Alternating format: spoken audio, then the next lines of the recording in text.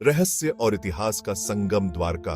द्वारका एक ऐसा नाम जो इंडियन हिस्ट्री और मिथोलॉजी में डीपली रूटेड है।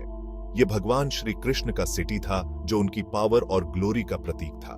महाभारत जैसे एपिक्स में फेमस द्वारका अपनी ग्रैंड आर्किटेक्चर, प्रॉस्पेरिटी और अच्छे गवर्नमेंट के लिए जाना जाता था। लेकिन क्या ये सिटी बस इमेजिनेशन था या फिर ये सचमुच एग्जिस्ट करता था? ये क्वेश्चन सेंचुरी से हिस्टोरियंस और आर्कियोलॉजिस्ट्स को अट्रैक्ट करता रहा है। द्वारका का हिस्ट्री मिस्ट्री और एडवेंचर से भरा हुआ है। ऐसा माना जाता है कि भगवान श्री कृष्ण ने मथुरा छोड़ने के बाद द्वारका सिटी को बसाया था। ये सिटी उनकी लीलाओं का केंद्र बना, जहां उन्होंने अच्छाई एस्टैब्लिश की और बुराई का नाश किया। महाभारत में डिस्क्राइब हुए युद्ध के बाद ऐसा कहा जाता है कि द्वारका समुद्र में डूब गई थी। सदियों से द्वारका को एक मिथिकल सिटी माना जाता रहा है, लेकिन रिसेंट ईयर्स में आर्कियोलॉजिकल डिस्कवरीज ने इस सिटी के होने के बारे में नई रोशनी डाली है। गुजरात के कोस्ट पर समुद्र के नीचे मिले रिमेन्स द्वारका के होने की तरफ इशारा करते हैं। द्वारका की खोज एक एक्साइटिंग जर्नी रही है। 1980s में आर्कियोलॉजिकल सर्वे ऑफ इंडिया और नेशनल इंस्टीट्यूट ऑफ ओशनोग्राफी ने गुजरात के कोस्ट पर समुद्र के नीचे खुदाई शुरू की। इन मिशंस के दौरान उन्हें एंशिएंट बिल्डिंग्स, वॉल्स, पॉटरी और अदर आर्टिफैक्ट्स के रिमेन्स मिले। ये रिमेन्स हजारों साल पुराने पाए गए, जो इस बात की पुष्टि करते हैं कि यहाँ कभी एक डेवलप्ड सिविलाइजेशन फल फूल रही थी। समुद्र के नीचे से मिली कलाकृतियां अमेजिंग हैं। इनमें शामिल है मिट्टी के बर्तन, पर्ल्स, शंख और पत्थर के टूल्स।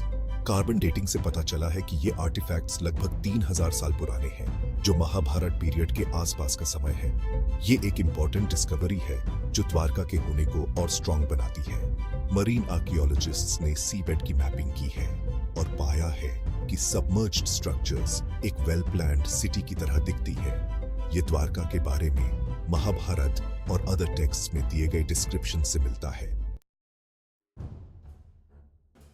द्वारका की कहानी सिर्फ एक आर्कियोलॉजिकल डिस्कवरी नहीं है, बल्कि ये इंडियन कल्चर और स्पिरिचुअलिटी का एक इंपॉर्टेंट पार्ट है।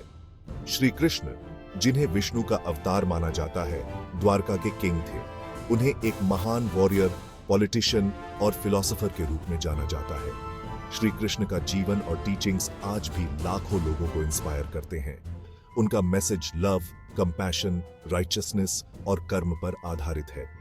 द्वारका, जो कभी उनकी कैपिटल सिटी थी, उनके जीवन और टीचिंग्स का प्रतीक है।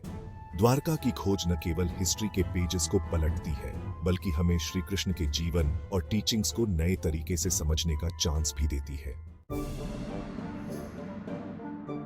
द्वारका की कहानी मिथ और रियलिटी के मिलन का एक अमेजिंग एग्जाम्पल है। जो सिटी कभी केवल कहानियों में अलाइव थी, अब वो आर्कियोलॉजिकल एविडेंस के रूप में सामने आ रही है। ये इस बात का प्रूफ है कि हमारे एंशिएंट टेक्स्ट्स केवल फिक्शनल स्टोरीज नहीं है, बल्कि उनमें हिस्ट्री और नॉलेज का खजाना छुपा हुआ है। द्वारका की खोज से पता चलता है कि हमारे एंसेस्टर्स के पास एडवांस नॉलेज और टेक्नोलॉजी थी। समुद्र के नीचे एक ह्यूज सिटी बसाना और उसे प्रॉस्परस बनाना कोई छोटी अचीवमेंट नहीं थी। ये डिस्कवरी हमें अपनी एंशिएंट हेरिटेज पर प्राउड फील करने और उससे इंस्पिरेशन लेने का चांस देती है।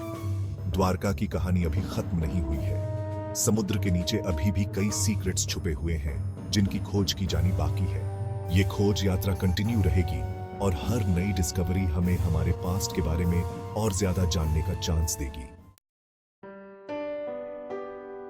द्वारका की कहानी हमें ये याद दिलाती है कि हमारा पास्ट कितना रिच और ग्लोरियस रहा है। ये हमें अपनी कल्चर और हेरिटेज पर प्राउड फील करने और उसे प्रोटेक्ट करने के लिए इंस्पायर करती है। जैसे जैसे हम द्वारका के सीक्रेट्स को अनकवर करते हैं, वैसे वैसे हम खुद को भी बेहतर तरीके से समझ पाते हैं।